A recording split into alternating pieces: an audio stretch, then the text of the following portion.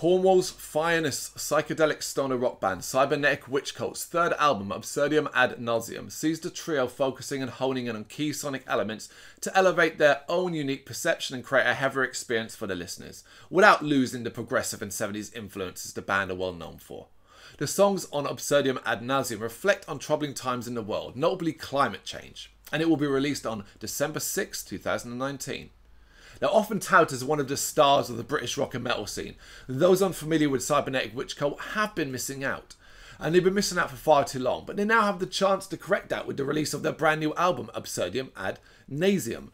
It's the psychedelic fuzz everyone needs in their life, and few do it better than the Cornwall natives.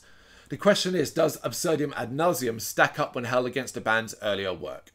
Absolutely, it does. In fact, it's not hyperbole to suggest that this very well might be the band's best work to date. So after an uncomfortable level of rumbling horror where snippets of voices, which I think's there, can be heard, Hypercomputer Part 1 gets the stoner show on the road properly.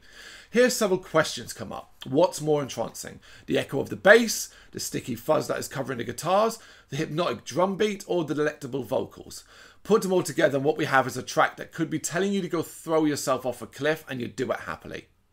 Don't do that though, because there are a fair few more tracks to get through and you won't want to miss out on what comes next.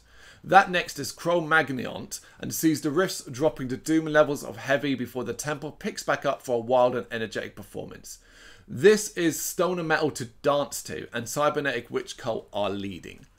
The Cetacean demands much more though, the echoes of the start reminiscent of deep space signals before a thrumming guitar breaks apart the malaise. Joined by the wonderfully clean vocals, the drums then pick up for the beat and everything begins to turn more and more psychedelic. Being nearly 10 minutes long, it should come as no surprise that it's an ever-evolving track and just keeps getting better and better. Not that the Ivory Tower is much shorter, at just short of 9 minutes long. Here the band once again showcase just how trippy they can be, while also letting some of that 70s influence shine through. It's a fairly mellow listen at first, but a bassy undercurrent keeps on growing in volume and power until it's almost too much to bear. An unconventional rhythm keeps the track on par with what has come so far. What follows though is arguably the best track of the album, Spice. A deep and echoing fuzz-covered guitar rhythm, the vocals slightly wavering and wobbling, the drums sounding out of beat that is as doomy as it is stoner. This is a Cybernetic Witch Cult classic already. We're not quite done yet though. The penultimate track is The Myth of Sisyphus, where the band reach even deeper levels of heaviness with the bass while being a tad more catchy than most might expect. It's another incredible piece of music from a band that oozes stoner metal confidence. Can't tell you how confident Cybernetic Witch Cult sound on this album. And ending on a high with Hypercomputer Part 2.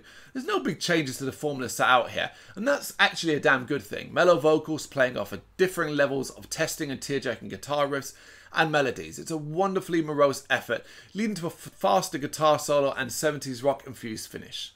Now it's coming in at the last minute, but Absurdum Ad Nauseam can proudly join the few bands vying for the Album of the Year spot. This is a must listen, and it is out on December 6th. 2019, so make sure you check it out. Let us know what you think of it in the comments section.